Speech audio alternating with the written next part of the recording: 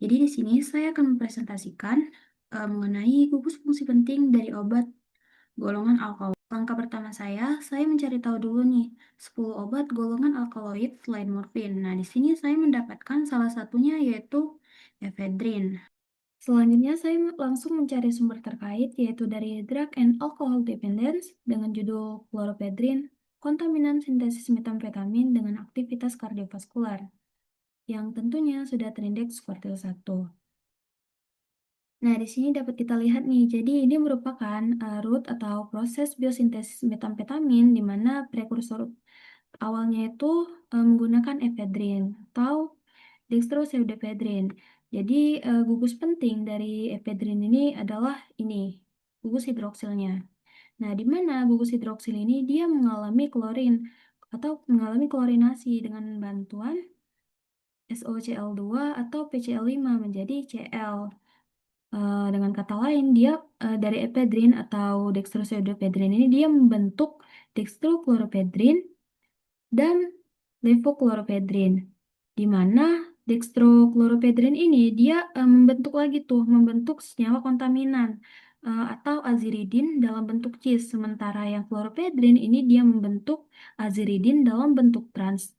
Nah, kemudian uh, chloropedrin ini dengan dibantu oleh Pidorsi dia membentuk es metamfetamin. Dengan adanya perubahan struktur pada masing-masing ini, tentunya juga berdampak tuh pada efek farmakologisnya. Di sini saya menggunakan sumber yang berbeda untuk menjelaskan efek farmakologis dari ephedrin dan juga metamfetamin. Di sini saya mendapatkan sumber dari Drug and Alcohol Dependence dengan judul Pharmacological Effect of Methamphetamine and Other Stimulant via Inhalation Exposure, yang tentunya sudah terindeks kuartil 1. Nah, dari jurnal ini menyebutkan bahwa efedrin itu adalah simpatomimetik yang ditemukan pada tanaman dari genus Ephedra. Sering disebut sebagai simpatomimetik atau kerja campuran. Efedrin ini dia tuh dapat menyebabkan pelepasan norepinefrin dari vesikel penyimpanan di neuron simpatis dan secara langsung menstimulasi reseptor adrenergik alfa dan beta. Nah, efedrin ini juga dia memiliki dua pusat kiral, di mana efedrin itu terdiri dari 4 isomer. Ada L-efedrin, D-efedrin, L-pseudoefedrin, dan D-pseudoefedrin. Nah, efedrin ini dia sering digunakan secara klinis untuk mencegah bronkospasme selama prosedur pembedahan, untuk mengobati hipotensi akut, dan sebagai dekongestan hidung.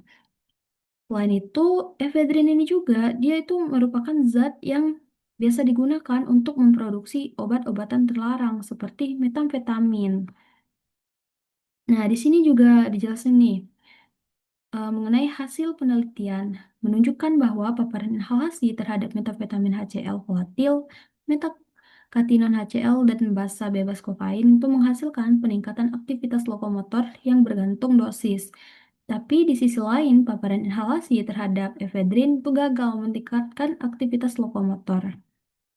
Nah, kemudian saya mendapatkan kasus yang berbeda, tentunya dari sumber yang berbeda juga nih, yaitu dari Clinical Pharmacology and Therapeutics dengan judul Pharmacology of the Methamphetamine Stereoisomers yang tentunya sudah terindeks kuartil 1 juga. Nah, dapat kita lihat, jadi ini juga merupakan rute sintesis untuk metamfetamin. Nah, tapi perbedaannya yaitu pada prekursornya. Kalau yang tadi itu menggunakan efedrin, sedangkan yang ini dia menggunakan penilaseton. Nah, di mana penilaseton ini dia bereaksi dengan metilamina dan dibantu oleh agen reduksi membentuk ada metamfetamin dan juga levometamfetamin. Nah, antara dextro dan levometamfetamin ini dia juga memiliki efek farmakologis yang berbeda tuh. Terus juga efeknya ketika mereka digabungin. Sini bisa kita lihat nih.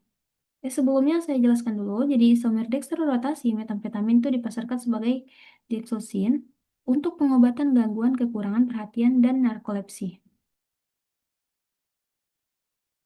Nah, jadi eh, dextrometamfetamin dan metamfetamin racemat itu menghasilkan efek kardiovaskular yang jauh lebih tahan lama dan efek subjektif dibandingkan levometamfetamin. Meskipun efek puncak 0,5 mg per kilogram levometamfetamin itu serupa dengan dosis yang mengandung dextrometamfetamin. Nah, efek ini dia menghilang dengan cepat. Sementara dosis levometamine 0,5 mg per kilogram itu menghasilkan efek subjektif yang jauh lebih sedikit waktu daripada dosis dextrometamfetamin yang sebanding dan metamfetamin racemat. Oh iya, metamfetamin racemat itu dia merupakan kayak gabungan dari si levo dan juga dextrometamfetamin gitu. Ketika mereka tuh dihasilkan barengan. Nah, selanjutnya ini ada stereoisomer metamfetamin menghasilkan respon dopamin, norepinefrin, dan serotonin yang sangat berbeda di berbagai wilayah otak pada tikus. Dextrometamfetamin dia lebih poten dalam melepaskan dopamin kaudat dibandingkan dengan levometamfetamin.